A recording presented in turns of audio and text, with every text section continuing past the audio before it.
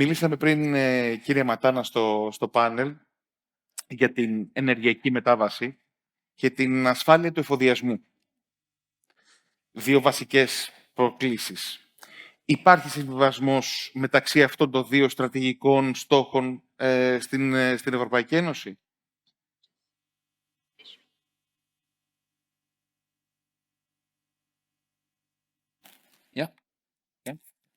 Thank you. First of all, thank you. I would like to thank you, all the organizer, for the invitation and the opportunity.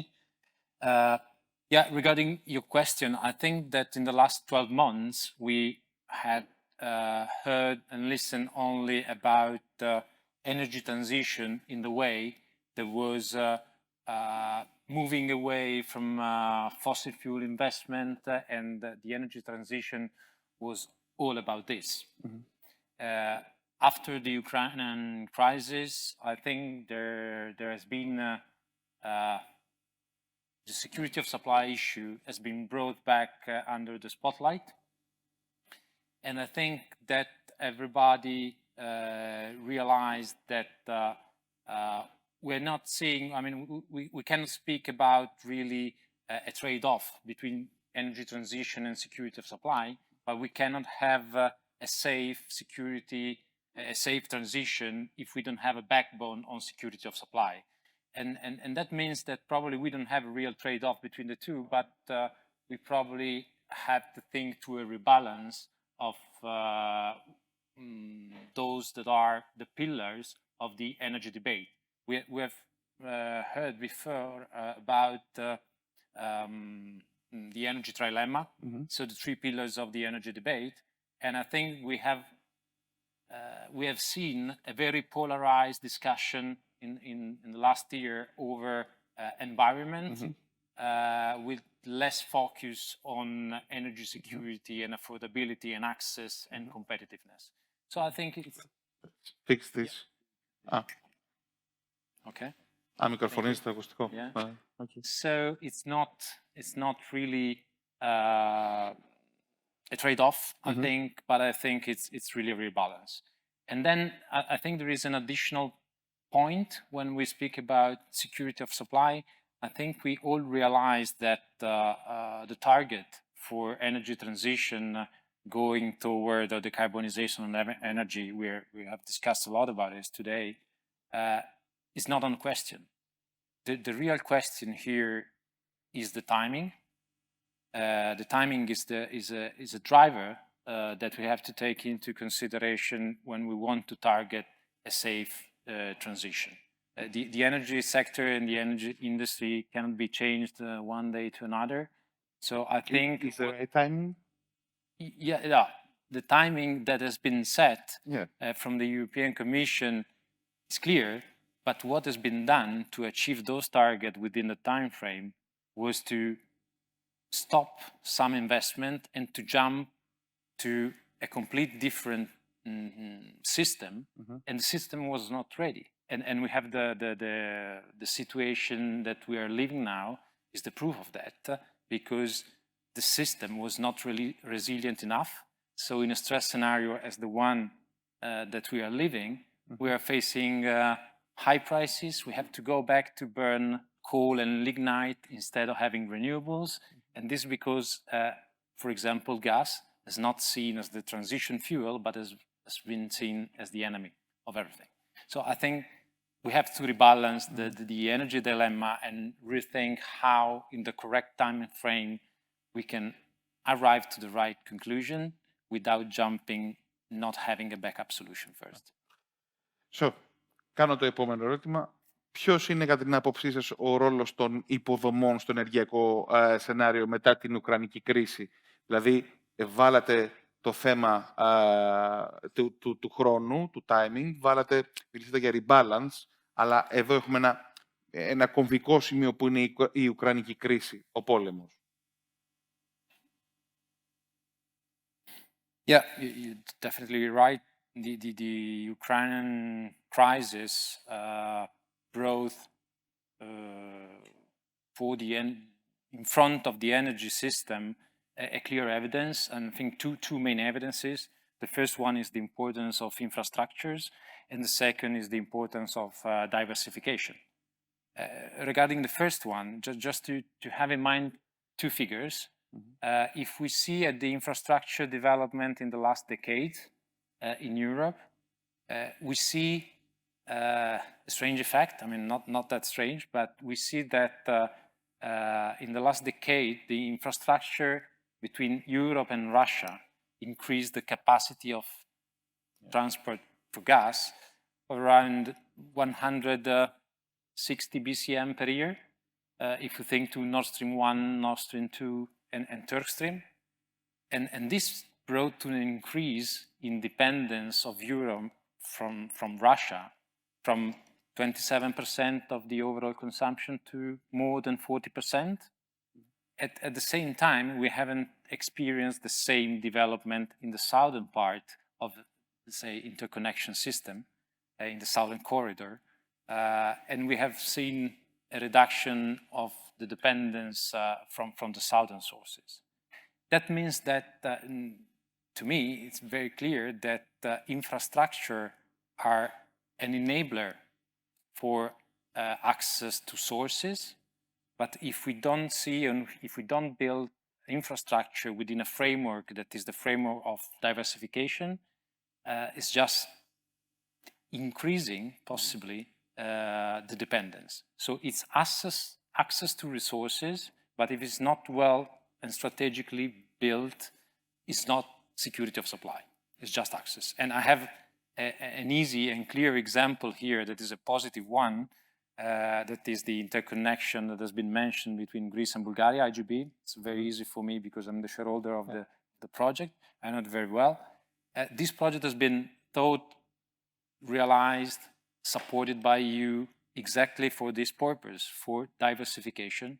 And after 10 years of intense efforts, let's say, more than 10 years, it is the only solution for security of supply of Bulgaria.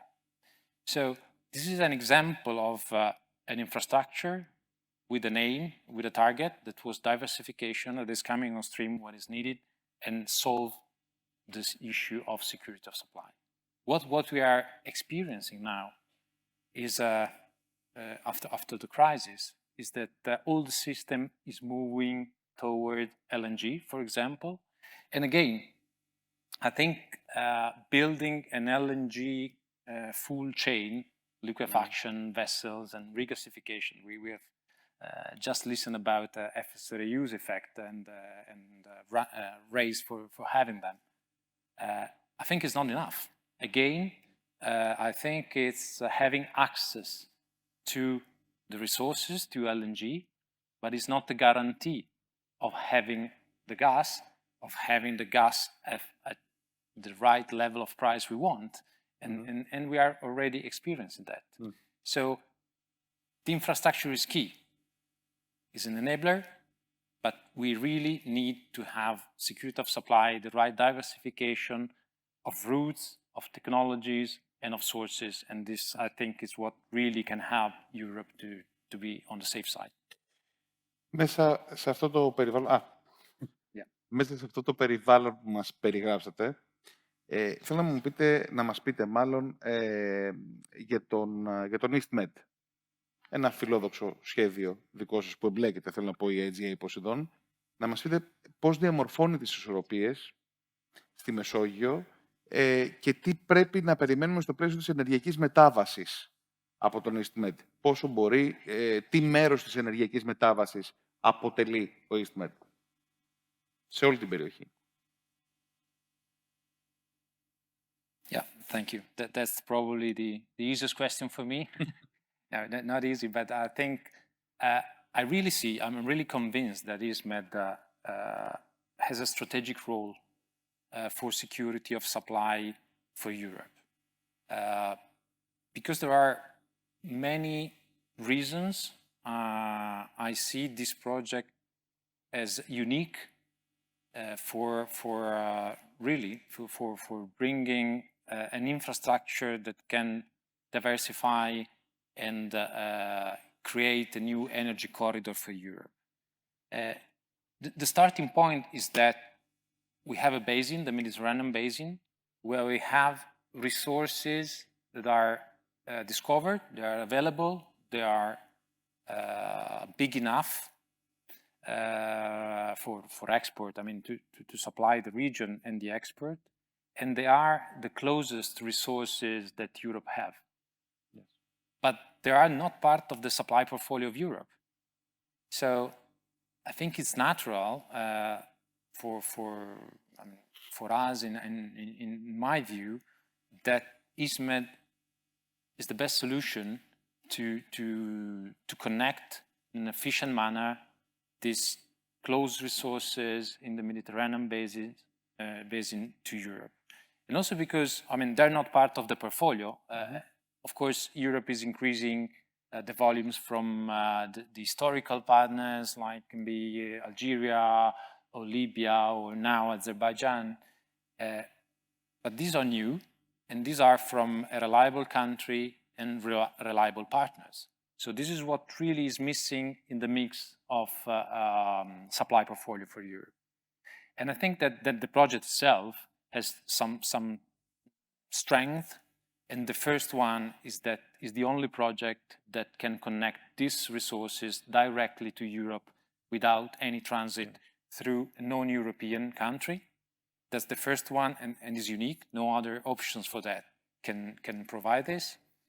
The second one is that we have been studying this project and spending this project for many years and invested money on it.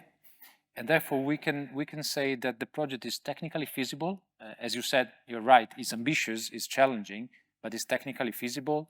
And we assess that it's also economically competitive. Of course, competitive with the alternatives that are of the similar size, similar importance. I mean, we're talking about 10 BCM per year at least. So it's a project that is real and is mature. And the timing again and the maturity is an important step because the timing of this project is consistent with the timing of the development of the expansions of the existing resources in Israel, for example. If we think about Leviathan Phase 2 or Tamar, we are targeting for the project 2027 in order to be ready and consistent with the development of these resources. So timing-wise, is a project that is consistent with the resources. I think it's also consistent with the framework of European energy transition because we are starting and thinking and planning the project to be hydrogen ready. Therefore, if and when hydrogen will be an important, a relevant source, we will have enough demand on one hand, enough production on the other. The project could be used in order to start blending a progressive amount of hydrogen, creating, therefore, not only a gas pipeline, but a real energy corridor for the country. And then, as we are, I mean, we are at the Investment Forum, I think that a project like this has also a great importance for the role, for his magnitude, can have on the directly and indirectly on the economies, on the industry of the Mediterranean, meaning the country involved. Thinking Greece first, Cyprus, Israel, and Italy in the end. Is a project that needs competencies, needs a lot of investment. We are talking about at least 6 billion euros investment. Technology and competencies, therefore, I mean, I think the industry, the energy industry sector, and then operations, the energy industry sector has to be involved, and all the countries involved can have a great role on it. So it is also an industrial opportunity for the energy system that in the Mediterranean is probably unique. So I think it's really a great opportunity for the system. It's a great opportunity for the Mediterranean. And I think we are now in a unique window of opportunity in order to have this project as a part of the solution for an energy security of Europe. Will not be the only one. I think that the real solution for Europe is to have many different sources, but I think that ISMET has to be part of it. Let's close with it. Let's keep it. Thank you very much, Mr. Mattana. Thank you.